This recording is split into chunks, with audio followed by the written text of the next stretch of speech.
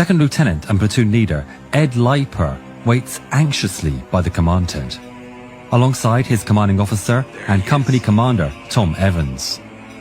They've been told through the radio of urgent developments on the battlefield, and that a liaison would arrive shortly with further orders. Finally, the rumble of a car reaches their ears, and a speeding Willys Jeep emerges through the heavy fog. It stops by the men, and a liaison officer, Captain William Dwight, states in a rush, "There's enemy tanks coming through Rechicourt. I swear, I saw them." Evans knows only one platoon is ready for battle. He looks at Leiper and tells him, "You take the platoon and hold on. I'll get another and catch up as fast as I can." The two men share a nod before they run off separately. A few moments later, M18 Hellcats from the C Company, 3rd Platoon, roll out of the base, led by two Willys Jeeps. Ahead is Captain Dwight, and following him is Ed Leiper, guiding his tank destroyers through the extremely heavy fog. It's an ominous scene. Leiper can't even see his second Hellcat in line. He just guides the lead machine and hopes the rest follow as a light drizzle begins to fall from the sky. They climb, and the liaison officer states, "They're going to be coming through here," as he brings his Jeep to a stop, allowing the platoon to push ahead. Leiper gets off his Jeep and walks the last stretch to the hilltop, followed by one of his Hellcats. He peeks over to the other side, and his blood instantly runs cold.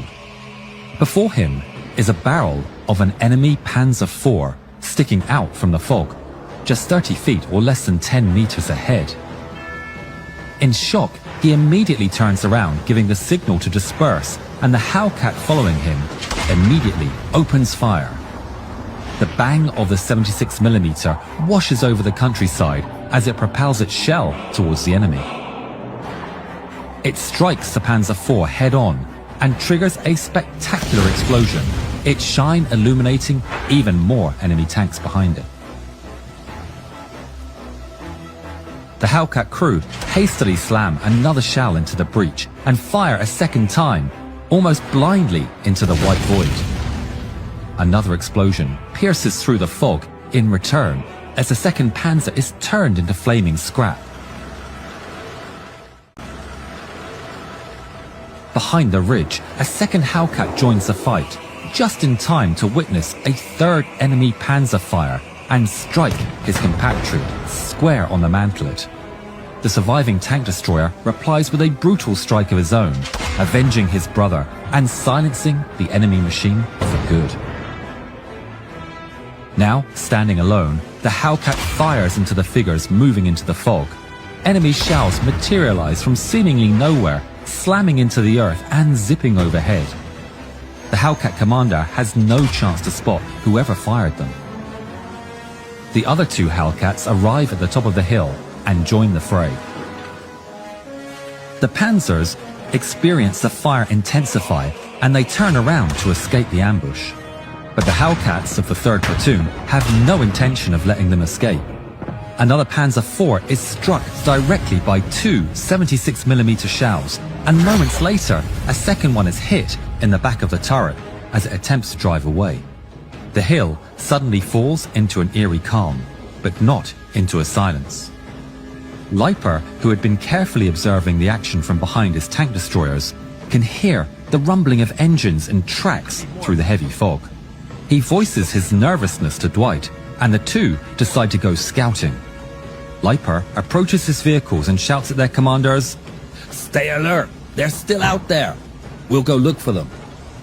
They then leave on foot in search of the enemy. First, they go to the right flank and are quickly met with intensifying sounds of engines and tracks through the fog.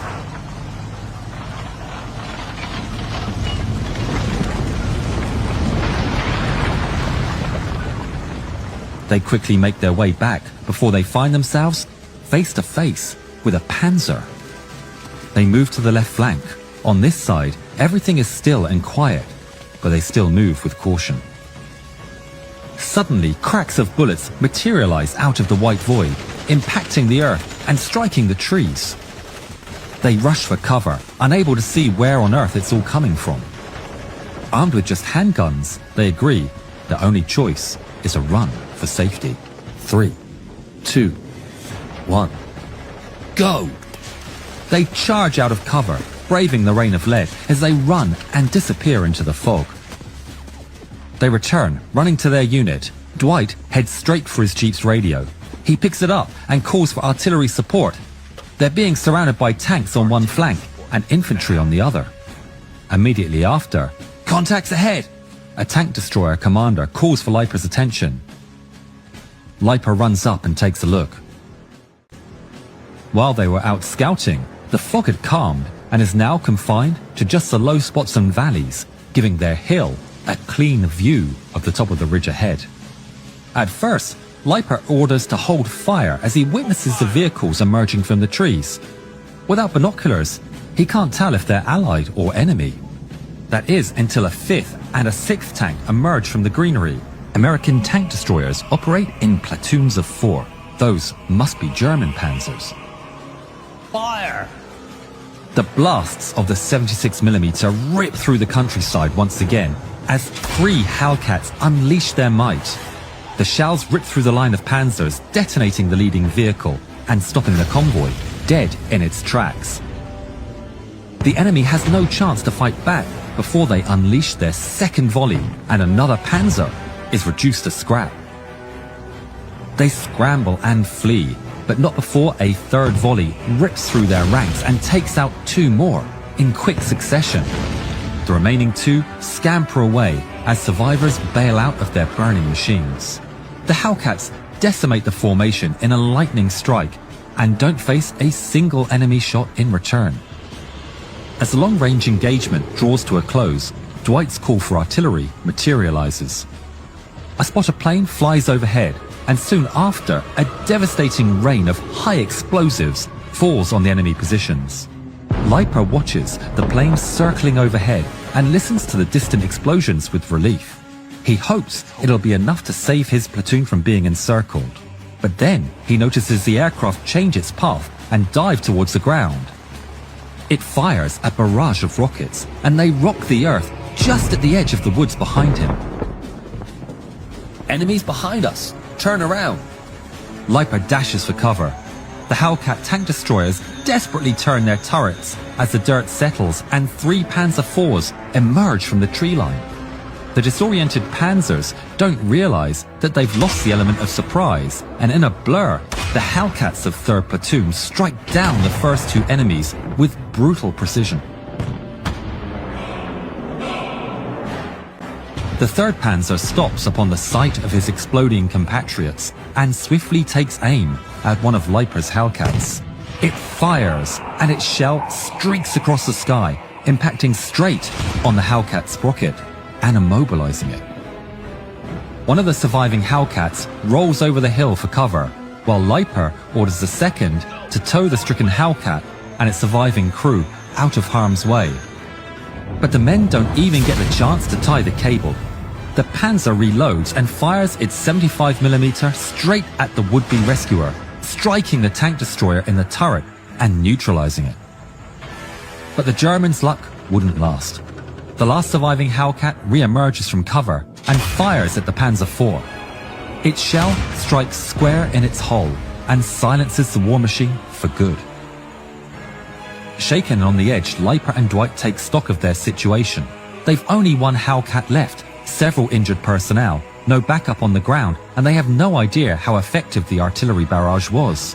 While his men tend to the wounded the best they can, Leiper gets an idea.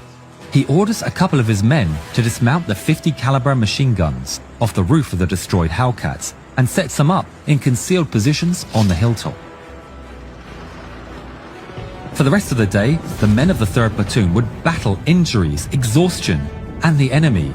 Panzers and Panzer Grenadiers would appear several times throughout the day as they probed the American positions for weak points, but would be quickly repelled by Leiper's machine guns and Hellcats.